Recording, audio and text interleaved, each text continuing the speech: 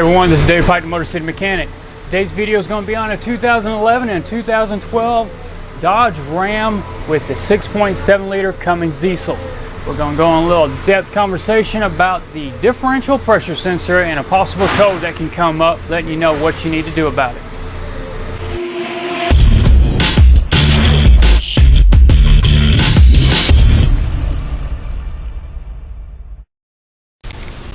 Now there's a code that can set that's related to that differential pressure sensor. Now the code is P as in Paul 2453. Definition for the code is diesel particulate filter pressure sensor A circuit performance. It's a lot of words, I know, but nonetheless it's related to the differential pressure sensor. Now it's called a differential pressure sensor not because it's related to the differential in the car. It monitors the differential in pressure on both the inlet and outlet of the particulate filter. I'm going to show you some steps you need to go through to verify what you need to do to repair the code and what the possibilities are that could cause it.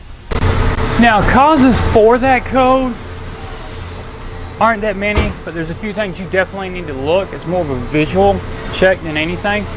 You need to make sure you don't have any exhaust leaks anywhere. That's one of the first things. On your particulate filter, you've got the lines coming off that go to that differential pressure sensor. Make sure they're not crimped, make sure they're not bent, make sure they're intact and look fine. Also make sure they're not reversed. You just follow it down the line, they stay in a pattern and go up. If for some reason they got crossed, it's definitely going to cause a problem. Another issue is you could have a problem with the sensor itself, and then also your particulate filter could be cracked internally causing this code. Now the best way to tell if your particulate filter is cracked is go around to the tailpipe. Wipe the inside edge of the tailpipe. On a truck with a properly operating particulate filter, should be no soot in the tailpipe. If you've got soot in there, you do have a cracked particulate filter, and the only repair is replacement of that. If that check's fine, the hoses aren't crossed, the hoses aren't pinched, no exhaust leaks, and what you're going to be looking at is the sensor itself. And I'll show you step by step where it's at and what we need to do to get it off. Now, the differential pressure sensor came on more years than just 2011 and 2012, but the years previous and the years afterwards were a different version, a difference in appearance and a difference in the way they mounted. So I wanted to do specifically what we had, which was the 2011-2012. So I want to show you the location and I'm going to show you what you need to do to take it off. It's pretty cut and dry. All you need is a 10mm wrench and some long needle nose pliers just to get the hose clamps off the hoses. And going back is very simple as well. And I'm going to show you a shortcut. It comes with a bracket. I'm not going to use the bracket. Don't need to. So check it out.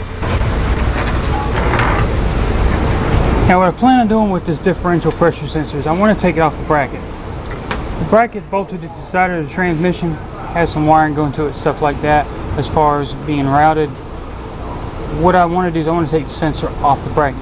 It's a whole lot easier if all you do is just take this 10mm nut, back it off, and just take the sensor. Not going to need a bracket. There's already a bracket on the transmission.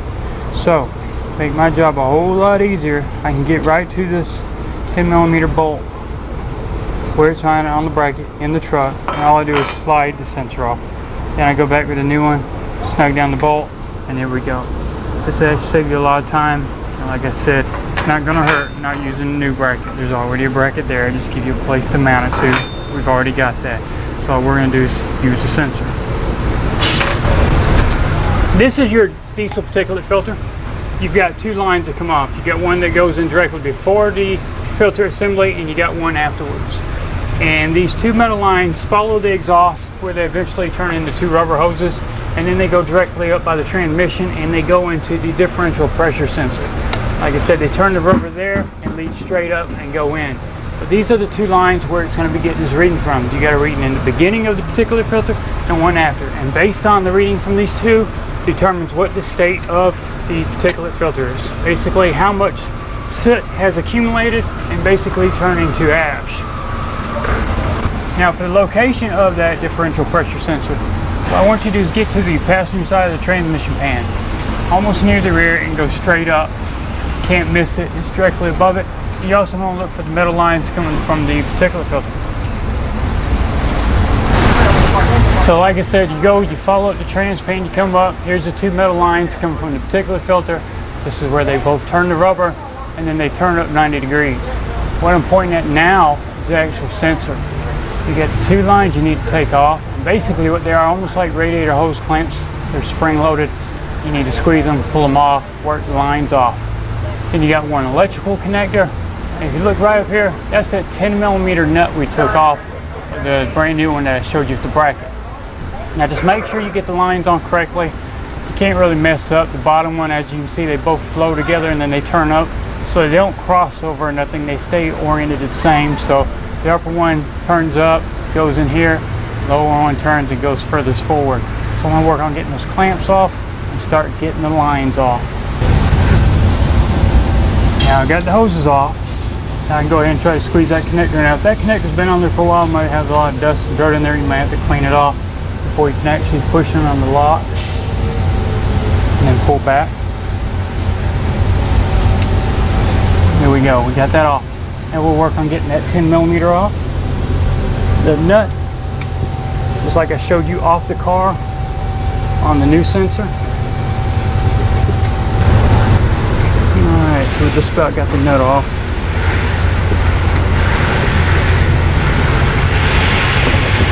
Now we should be able to get it the rest of the way by hand. Now all we gotta do is grab the sensor and work it off its stud, and there we go, the differential pressure swing. And going back with the sensor is pretty cut and dry. Make sure you locate the stud, slide it down on there, make sure the lines are pointed down, the port, excuse me, and then you're gonna get your 10mm nut, put it on there, and we're just gonna snug the bolt, the nut down. There's no torque spec needed for this. It's not critical. Just want to snug it down so it don't back off. And then I'll tighten that down. And what I can also do is plug it in. And once I get the nut tightened down, I'll work on getting the two lines on. Like I said, you can't really mix them up. The upper one with the shorter hose goes towards the rear, and the other one goes towards the front. Just slide them on and get the clamps on. So now you got a basic understanding of what P2435 means. And you also know the flow chart's pretty cut and dry. It's basically a lot of visual inspections. Make sure you don't see nothing wrong. If everything looks good, then you're going to go back with replacing the sensor. I've also showed you where the sensor is, and I've showed you how to replace it, and the shortcut about not using the bracket and just using the bracket that's already on the vehicle. So installation is just the opposite of removal. Take your time, clear the code, do a quick test drive as always, make sure nothing else happens. Code like this may take some time to return if there is another issue. So at this point, I ask for any kind of thumbs up on YouTube. Don't forget to like me on Facebook, and you can follow me on Twitter. You can also check me out on Instagram as well. If you got any kind of comments or suggestions about today's video, or anything Chrysler, Dodge, Jeep, or Ram related, please feel free to email me at david@motorcitymechanic.com, and I'll try to get back to you in a timely manner. In the meantime, thanks for watching these videos.